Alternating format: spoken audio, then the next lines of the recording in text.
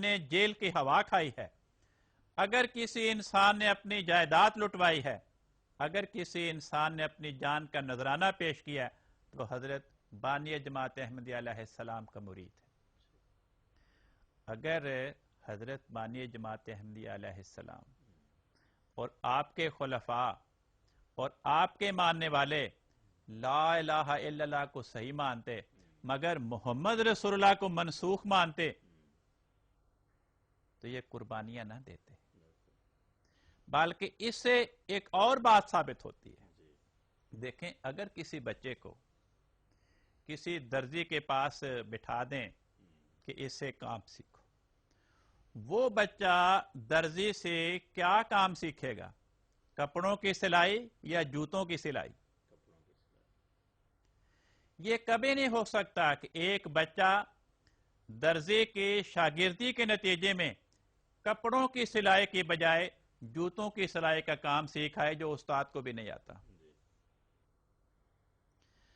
تو سرزمین پاکستان میں بسنے والے جماعت احمدیہ کے ایک ایک فرد نے ہر قسم کے قربانی پیش کر کے لا الہ الا اللہ محمد رسول اللہ کی خاطر اپنے عمل سے اس بات کی گواہی دی کہ ہمارے دلوں میں محمد رسول اللہ کے نام کی، آپ کے کلمے کی محبت کا سمندر ٹھاٹھے مار رہا ہے۔ ذرا اس بات پہ غور کریں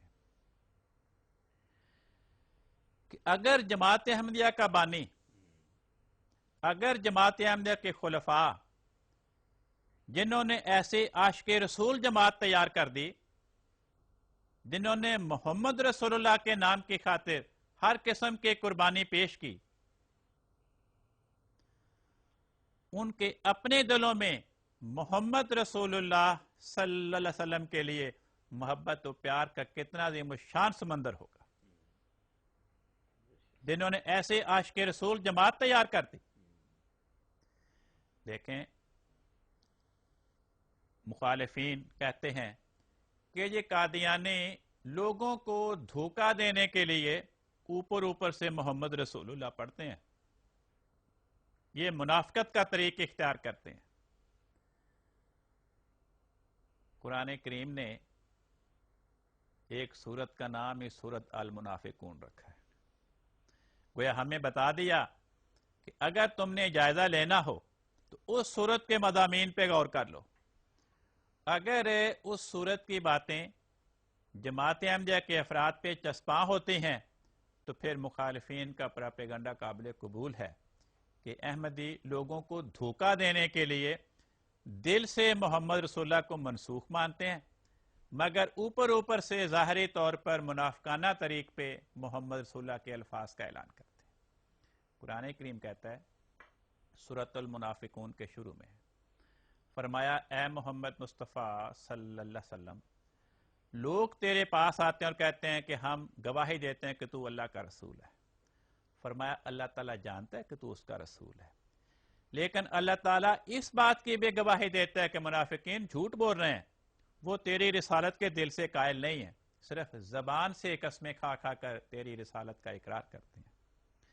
اگلی آیت میں وجہ بیان فرمائی کہ منافقین جب دل سے محمد رسول اللہ کے قائل نہیں تو زبان سے محمد رسول اللہ کا اقرار کیوں کرتے ہیں؟ فرمایا اتخذوا ایمانہم جنۃ، منافقین نے قسمیں کھا کھا کر محمد رسول اللہ کا زبان سے اقرار کیوں کیا ہے؟ جنتاً، اس اقرار کو ڈھال بنایا ہے۔ ڈھال کس کو کہتے ہیں؟ جس کو آگے کر کے انسان اپنے آپ کو جسمانی نقصان سے بچاتا ہے۔ پرانے زمانوں میں سپاہی لڑتے تھے، ایک ہاتھ میں ڈھال پکڑتے تھے، دوسرے ہاتھ میں تلوار ہوتی تھی، تلوار سے مد مقابل پہ حملہ کرتے تھے اور ڈھال سے مد مقابل کا وار رو کر اپنے وجود کو بچاتے تھے۔ تو قرآن کریم بتاتا ہے کہ منافقین اوپر اوپر سے منافقت کے ساتھ محمد رسول اللہ کا اقرار کیوں کرتے ہیں؟ اپنے آپ کو نقصان سے بچانے کے لیے۔ اس سرزمین پاکستان میں اگر احمدی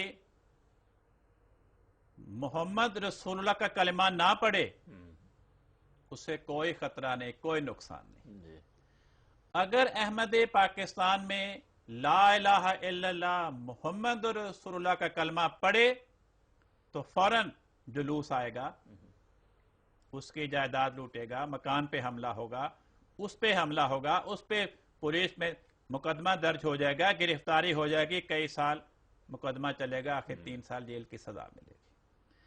तो आज पाकिस्तान में जमात अहमदिया के अफराद मोहम्मद रसूलुल्लाह का इकरार इसलिए नहीं करते कि वो नुकसान से बचें, वो इसलिए मोहम्मद रसूलुल्लाह का कलमा पढ़ते हैं कि वो नुकसान उठाएं।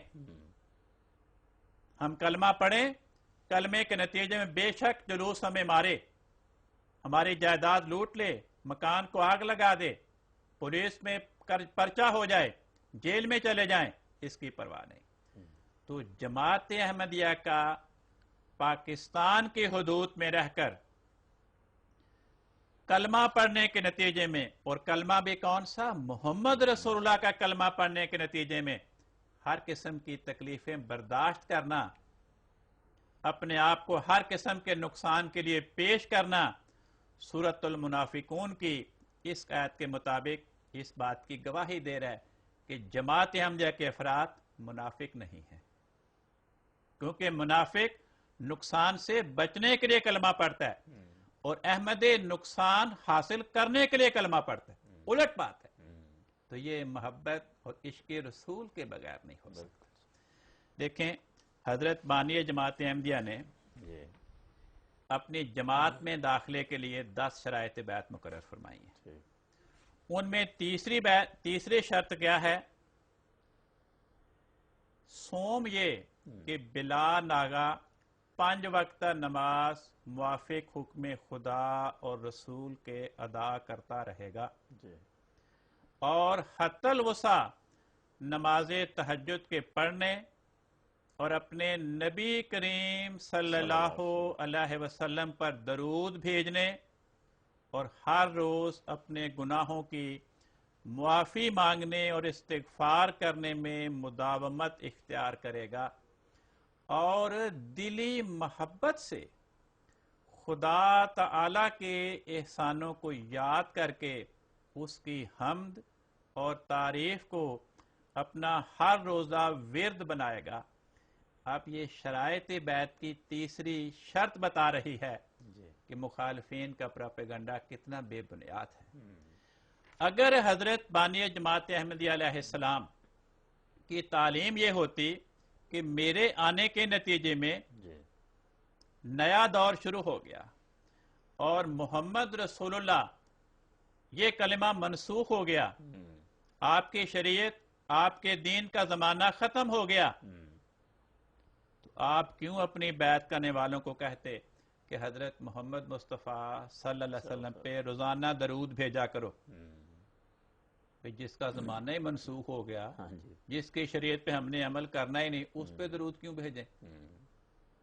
तो आपका अपने मानने वालों को ये कहना बताता है कि आप अपने मानने वालों को ये तालीम दे रहे हैं कि हजरत मोहम्मद मुस्तफ़ा सल्लल्लाहु अलैहि वसल्लम की रिसालत, आपकी शरीयत और आपके दीन का जमाना ता क़यामत चलेगा।